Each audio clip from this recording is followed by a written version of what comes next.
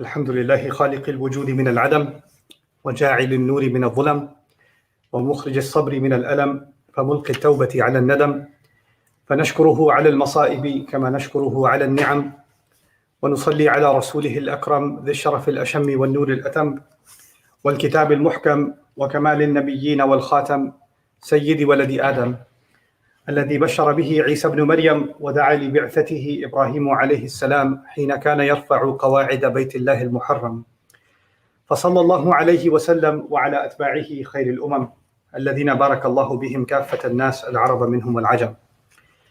الحمد لله الذي لم يتخذ ولدا ولم يكن له شريك في الملك ولم يكن له ولي من الذل وكبره تكبيرا.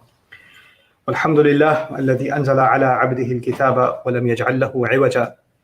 والحمد لله الذي نحمده ونستعينه ونستغفره ونؤمن به ونتوكل عليه ونعوذ بالله من شرور أنفسنا ومن سيئات أعمالنا، من يهده الله فلا مضل له ومن يضلل فلا هادي له، ونشهد أن لا إله إلا الله وحده لا شريك له، ونشهد أن محمدا عبد الله ورسوله أرسله الله تعالى بالهدى ودين الحق ليظهره على الدين كله وكفى بالله شهيدا. فصلى الله عليه وسلم تسليما كثيرا كثيرا. أما بعد، فإن أصدق الحديث كتاب الله وخير الهدي هدي محمد صلى الله عليه وسلم، وإن شر الأمور محدثاتها، وإن كل محدثة بدعة وكل بدعة ضلالة وكل ضلالة في النار. قال الله عز وجل في كتابه الكريم بعد أن أقول أعوذ بالله من الشيطان الرجيم: الرجال قوامون على النساء بما فضل الله بعضهم على بعض وبما أنفقوا من أموالهم، فالصالحات قانتات حافظات للغيب بما حفظ الله، واللاتي تخافون نشوزهن فعظوهن واهجروهن في المضاجع واضربوهن، فإن أطعنكم فلا تبغوا عليهن سبيلا إن الله كان عليا كبيرا. رب اشرح لي صدري ويسر لي أمري واحلل عقدة من لساني يفقهوا قولي. اللهم ثبتنا عند الموت بلا إله إلا الله، اللهم اجعلنا من الذين آمنوا وعملوا الصالحات وتواصوا بالحق وتواصوا بالصبر. آمين يا رب العالمين. In the next few khutbahs, and I don't know how many it will take, I will be speaking with you about a very famous ayah. It is famous for all the wrong reasons. It is used in many circles as a center of controversy in Islam. It is used also by many Muslims to express their confusion about how Allah could say something like that. It's a famous ayah about hitting women. And this is Surah Nisa, ayah number 34. And more often than not, when I've heard this ayah being spoken of, I've heard and I've seen explanation or discussion that isn't becoming of the word of Allah. And we can't hide away from what Allah says. We have to understand it, we have to properly declare it, and there are a few conditions we have to meet as believers in Allah and believers in the Quran and believers in the followers of Muhammadur Rasulullah sallallahu alaihi wasallam. So what I'm going to do today is some introductory comments. The purpose of those comments is to recalibrate our minds first and foremost. The right kind of attitude is necessary. And then once we do that, I hope to at least get started on this ayah. This is a very long ayah, and I'm probably going to go beyond this ayah onto the remaining ayat of this passage. So things are placed in a context. And we, inshallah, try to do as much justice as we can to each of the components of the words of Allah that He has given to us as a gift.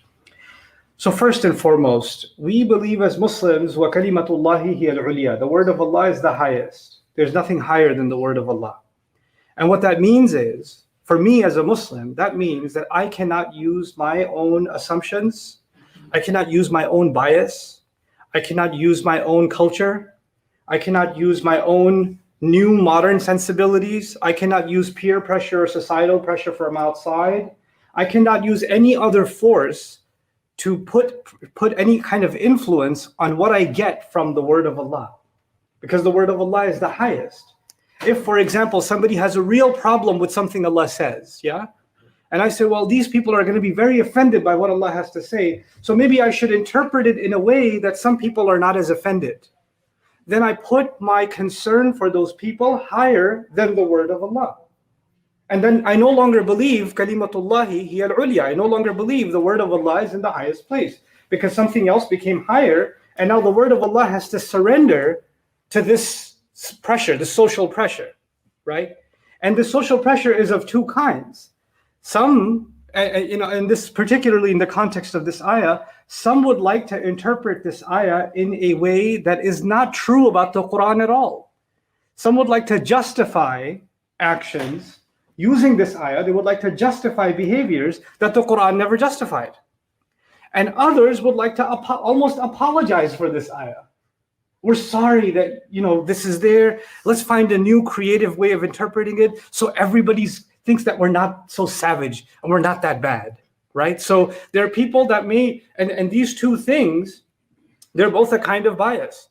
Somebody wants to be abusive and they have an abusive mindset and they grew up watching their mother being abused or their aunt being abused.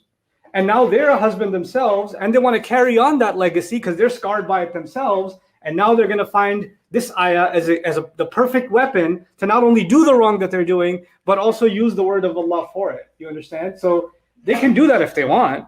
But then again, their anger, their rage, their pride, their cultural bias, their sense of supremacy, all of those things became al-ulya. Right? Their kalima became ulya, not the word of Allah. And on the other hand, somebody says, this is so old time. This doesn't apply in this way. Let's find a new creative, figurative interpretation of it. That's also our fear talking. That's not, you're afraid of people, not afraid of Allah.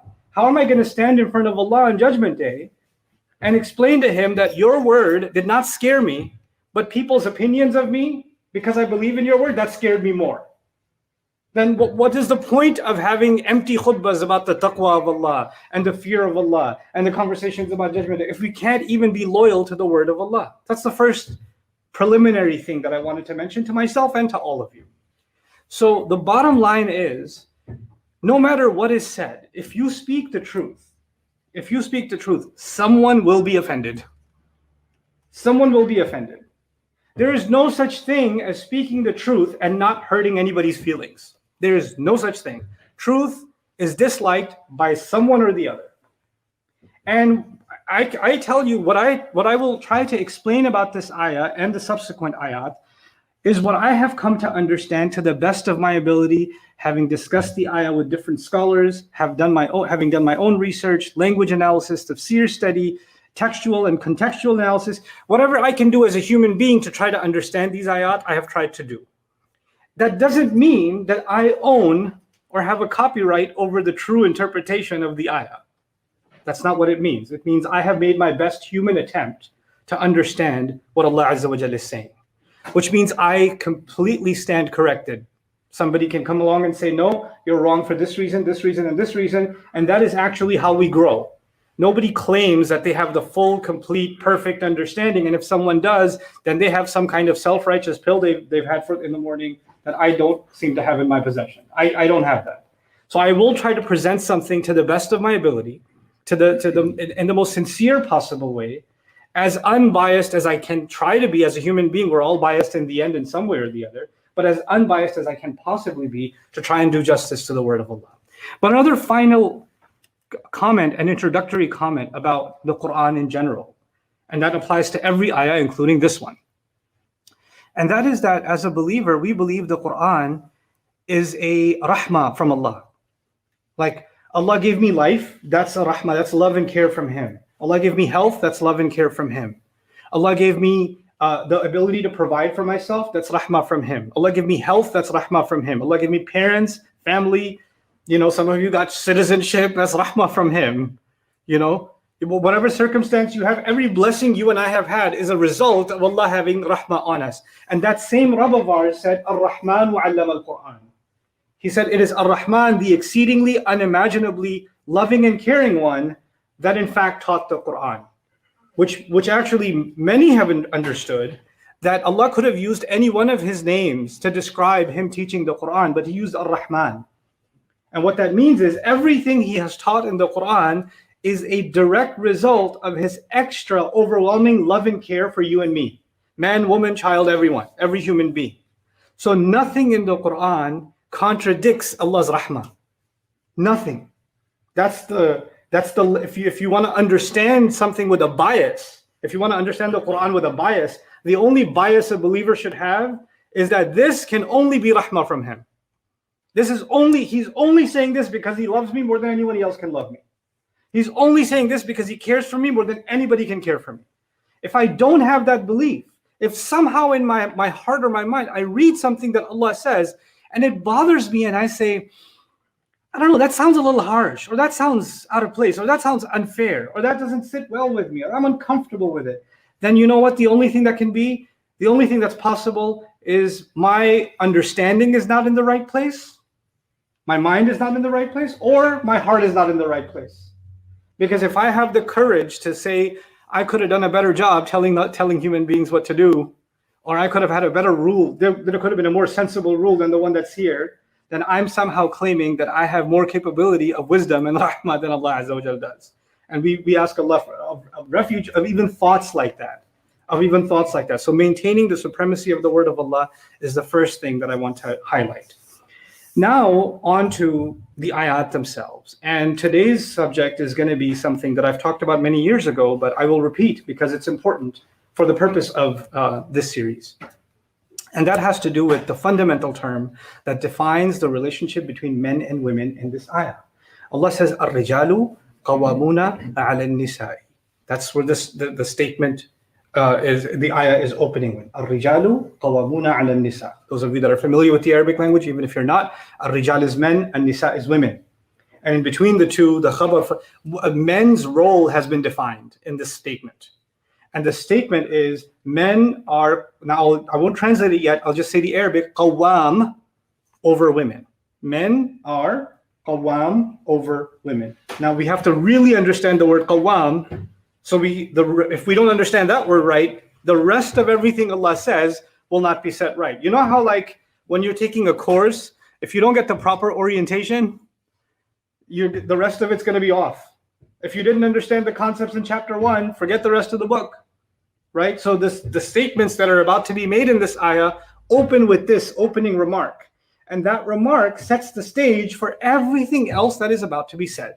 Everything else is dependent on our understanding of this. And there are 3 simple words here, men and women. I don't have to explain to you what a man is or what a woman is, even though there's lots of debates about it nowadays. But Allah created man and women. وَمَا خَلَقَ الذَّكَرَ وَالْأُنثَى.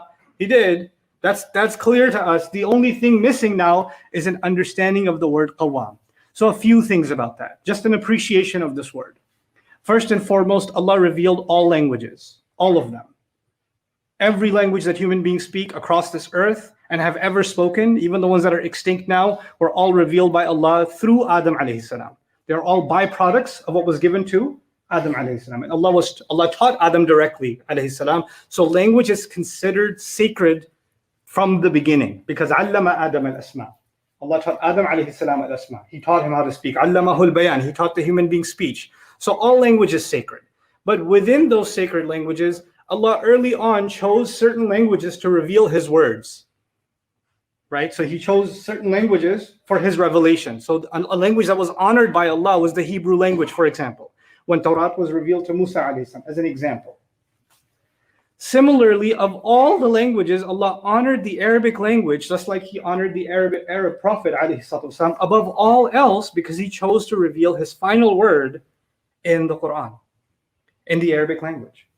And within the Arabic language, there are thousands upon thousands of words and roots. There's a system of roots in Arabic. And He didn't use all of those roots in the Quran. He only chose 2%, if you will, or less, of the vocabulary of the Arabic language was used in the Quran. The Quran uses less than 2% of the vocabulary of the Arabic language. You know what that means? That 2% of that language is the most special part of the Arabic language because Allah chose those words to communicate with us. And within those words are connected in Arabic. So what happens, if you've been listening to me for a while, you know that words in Arabic are connected with this amazing system of etymology of root letters, 3 letters that connect lots of words together. An easy example of that is ilm, which means knowledge. Alim means someone who has knowledge. Ma'loom is something that is known. Isti'lam is to try to find out. I'lam is to tell somebody something. Mu'allim is a teacher who gives information or gives knowledge. All those words are related in the end to what? Ilm, right? And there are hundreds of words that can come out of that one word, right? And that's one of the qualities and powers of the Arabic language. Well, if you're going to try to figure out the word qawwam, you probably have to go back to its essence, its source. How did the Arabs use the three letters, qaf, waw, and mim, or some can even argue qaf, ya, and mim are interchangeable. How did they use them before Islam? Before Islam. Actually, fundamentally, this word was used for standing up or being awake. So qama, to stand up or stand upright. And they used it as a figure of speech for the market. So they said qiyamus suq. The market is standing. You know what that meant? Lots of customers, lots of noise, lots of buying and selling going on. The market is active, means the market has qiyam. That's actually what it meant. And when the market is dead, they say it's sleeping. The market is sleeping or the market has qiyam. So qiyam has to do with activity, when things are happening. And then this word then took on other meanings. It took on the meaning of standing up for something and being firm on your commitment. So for example, وَرَبَطْنَا عَلَى قُلُوبِهِمْ إِذْ قَامُوا فَقَالُوا. We gave the young people of the cave in that story in Surah Al-Kahf, they were very scared that they were going to get the death penalty for believing in one God, because everybody in their town believed in different gods. And they were defying the king by not worshiping or showing homage to that false god, the statue for which they built. So now the whole town is standing and they're expecting them to explain themselves. Imagine them being on trial and the court is there, the cops are there, the security is there. If they say the wrong thing, they get the death penalty. Their parents are ashamed of them. Everybody is ashamed of them. The whole town is angry at them. And they have to now speak. You can imagine how nervous someone would be standing in court with the authorities, the whole town, everybody's looking at you angry. And Allah describes that they stood up with firm resolve. They stood up like strong. قَامُوا فَقَالُوا. They rose. And that's how this has been interpreted by Mufassirin correctly as azima. إِذْ عَزَمُوا فَقَالُوا. They had firm resolve in what they're standing up for, and they didn't feel like they should be intimidated by the crowd. The crowd should be intimidated by the truth that they have to say. So they flipped the script, and that flipping of the script is captured by the word qamu. This is the same word, important in that it is used for what we do in the prayer. We call it iqamatus salah. Iqamatus salah. Why do we call it iqamatus salah? Because it carries the meaning of commitment to the prayer. We're establishing the commitment to the prayer. We're establishing the prayer as something that stands upright. Because qiyam actually, like I was telling you in the beginning, is standing upright. By the way, the straight path comes from the same origin. Ihdina siratal mustaqim. Qaf, waw, and ya. Qaf, waw, and mim, and qaf, ya, and mim are interrelated. This is the straight path, the upright path. What I'm trying to get across to you is that this word is really important in the Quran. It's really, really important in the Quran. This word is also used in Surah An-Nisa for responsibility, because when you're standing upright, you know how they say nowadays in English, an upright citizen? An upright citizen? You know what that means, right? Someone who takes responsibility. Someone who fulfills their duties. Someone who abides by the law is an upright citizen. And so standing upright is actually an image of someone who takes full responsibility. And that's why this word is also used in this surah early on. وَلَا تُؤْتُوا السُّفَهَاءَ أَمْوَالَكُمْ الَّتِي جَعَلَ اللَّهُ لَكُمْ قِيَامًا. Don't give fools your money, the money that Allah has made you qiyam over. Meaning Allah has made you responsible over that money. That you stand upright and you make the expenses the way you're supposed to make them. You earn the right way and you spend in the right way. So you're qa'im, you're responsible for it. So standing upright, responsible, and finally I get to the most sacred part. One of Allah's mighty names is actually from this origin. Allahu la ilaha illa huwa al-hayyul qayyum. Al-qayyum comes from the same origin. Now let's talk about the name Al-Qayyum. That means Allah Himself, by the way, Allah Himself describes Himself not just as Qayyum, but He also describes Himself as Qa'iman bil-Qist, Qa'im, from the same origin again. So multiple times Allah has described Himself using this word. The reason I'm saying this, before even interpreting or helping you understand the meanings of Qayyum, is that when we interpret this word, we better be really careful.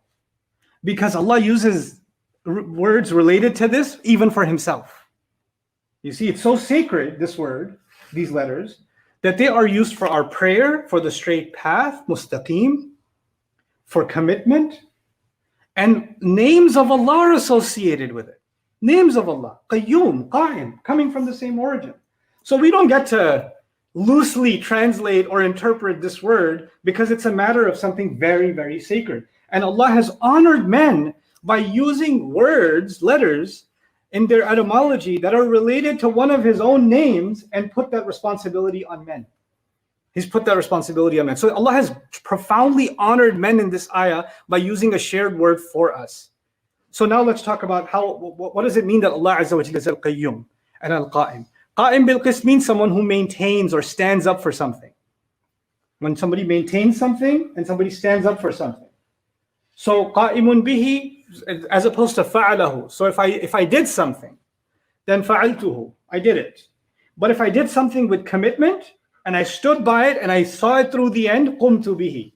There's a difference. So you could say salla, he prayed.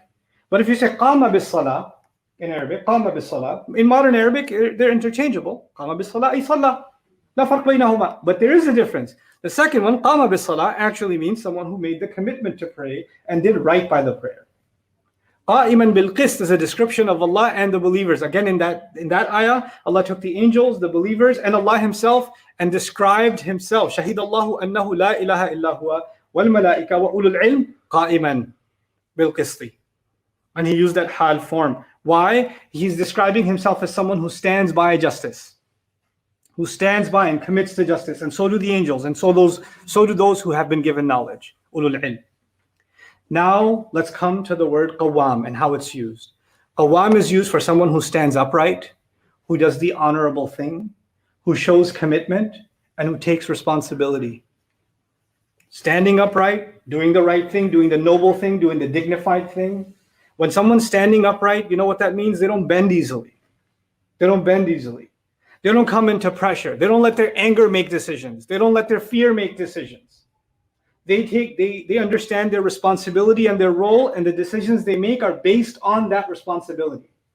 They don't listen to something from one ear, get emotionally influenced, and then do things that go against standing upright. So an example of that would be, I can't listen to my wife and then take a stand against my mother because my wife will be happy. Because now my wife is filling my ear and now I'm going after my mom. And I can't listen to my mom and go after my wife. Because now I'm not qa'im. I'm taking sides. I'm leaning this way and I'm leaning that way. Right? So the idea of qawwam, and this is the sighatul mubalagha, fa'al, actually suggests men that stand up for the right thing over and over and over again. And the Allah could have said, الرجال قائمون على النساء. But He said, قوامون على النساء. This is sighatul mubalagha. And mubalagha, the hyperbolized form, what does it suggest here? That men will be challenged. That it's not going to be something that men are just born genetically upright. It's not going to be like that. Or you were upright in one decision means you're upright for the next decision. You're going to have to stand up again and stand up again and stand up again. And your qiyam is going to be challenged every decision. It's going to be challenged every day. You have to maintain it over and over and over and over again. It's not a passive thing. It's not a passive thing. So it's kind of an injustice from a literary standpoint to simply say men are responsible for women, or men are maintainers over women. Men are committed, responsible, and repeatedly demonstrating their responsibility and their maintenance and their care over women. In fact, the universe is in existence from one second to the next. This building is not collapsing because Allah is qayyum over this building. Because Allah is qayyum, He maintains its existence. He maintains us to remain in existence. That's part of the meaning of qa'im. Someone who maintains something and doesn't let it fall apart. And that's why when you erect a building, it's iqamatul bina. When you bring it up, that's iqamatul bina. And then after that, you are qa'im alayhi. You're making sure it stays. It doesn't fall apart. So what does that mean? That we are constantly responsible for taking care of women. And there's a direct meaning here. And there's what's called in balagha studies al-ma'ani al-thawani, secondary meanings. So we have to appreciate both throughout the entire study. The first meaning is husbands are responsible over their wives. That's the first. It seems very contextually obvious. This is talking to husbands, and it's talking about how they have to be with their wives. قوامون على النساء. They have to care for them, they have to provide for them, they have to protect them, they have to maintain their well-being, they have to maintain their emotional well-being, their financial well-being, their physical well-being, they have to maintain their social well-being, they have to honor them, they have to teach them their deen. All of that came under qawam ala nisa. You're responsible now. You're responsible. And this might seem anti, new age, everybody's equal, men and women are equal in every single way. That's great. If somebody's offended by what I have to say, I'm completely okay with that. I will share with you what I understand from the book of Allah. I'm not talking about the superiority or the inferiority about anybody, but in Islam, it is very clear that men have been given a mandate to be the caretaker. They have been given the mandate to take responsibility over women. Notice I didn't use the word authority. I used the word responsibility, right? I didn't use authority, I used responsibility. Because in the entire etymology of the Arabic language, the word qama has nothing to do with authority. It has to do with responsibility. So understanding from this, men are the authority over women is absurd. Authority comes from elsewhere. That's a separate discussion. Who's the Amir of the house is a separate discussion. That is not the discussion in this ayah.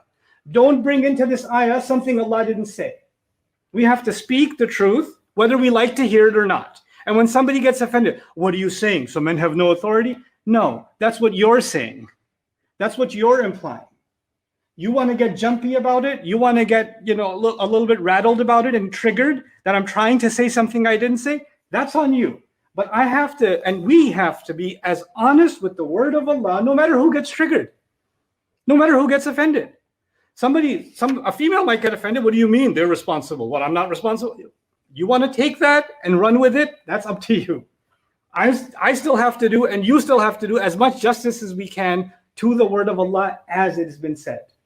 So the point here is men have been given responsibility over women, and the first implication is husbands over wives. But there are secondary and tertiary implications. Brothers are responsible for their sisters. Sons are responsible for their mothers. Fathers are responsible for their daughters. We have a responsibility to the women in our lives. All of them, not just our spouses.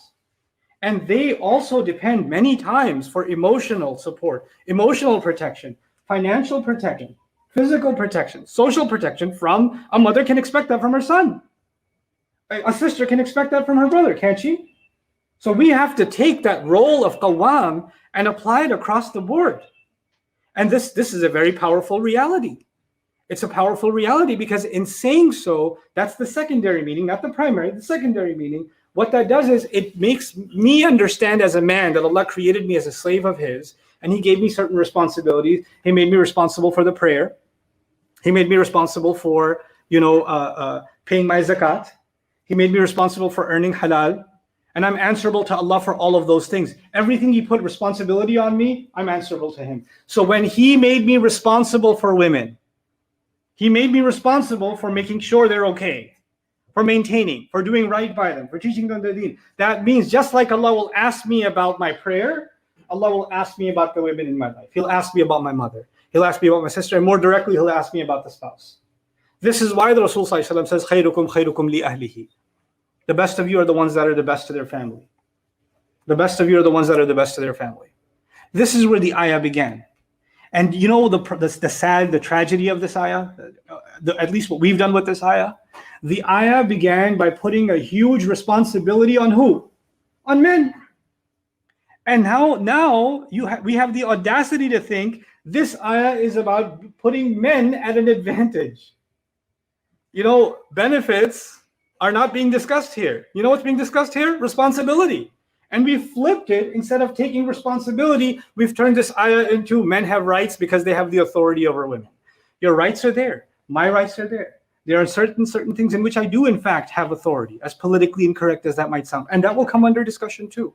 But let's take one phrase at a time and properly understand it sincerely as the slaves of Allah. So he starts by saying, الرجال قوامون على النساء. The next phrase, inshallah, in next khutbah, بما فضل الله بعضهم على بعض, and then وبما أنفقوا من أموالهم. That will be our task next time, inshallah ta'ala. I pray that Allah Azza wa Jal gives me the ability to be clear in my speech and to be able to communicate these things to you in a way that pleases Allah, and that you're able to take the best of what I say and be able to apply it in your lives. May Allah Azza wa Jal make us those that live by the word of Allah and show loyalty to Allah and His Messenger in everything that we do, and overlook our mistakes and our shortcomings of the past, and that we're able to rise to the occasion and show Allah Azza wa Jal that we are still His slaves, returning back to Him in tawbah and correcting our ways. Barakallahu li wa lakum fil Qur'an al-Hakim wa nafa'ani wa iyyakum bil ayati wa dhikri al-Hakim. الحمد لله وكفى والصلاة والسلام على عباده الذين اصطفى خصوصا على أفضلهم وخاتم النبيين محمد الأمين وعلى آله وصحبه أجمعين. قال الله عز وجل في كتابه الكريم بعد أن أقول أعوذ بالله من الشيطان الرجيم: إن الله وملائكته يصلون على النبي يا أيها الذين آمنوا صلوا عليه وسلموا تسليما. اللهم صل على محمد وعلى آل محمد كما صليت على إبراهيم وعلى آل إبراهيم في العالمين إنك حميد مجيد. اللهم بارك على محمد وعلى آل محمد كما باركت على إبراهيم وعلى آل إبراهيم في العالمين إنك حميد مجيد. عباد الله رحمكم الله، اتقوا الله. إن الله يأمر بالعدل والإحسان وإيتاء ذي القربى وينهى عن الفحشاء والمنكر ولذكر الله أكبر والله يعلم ما تصنعون. أقم الصلاة إن الصلاة كانت على المؤمنين كتابا موقوتا.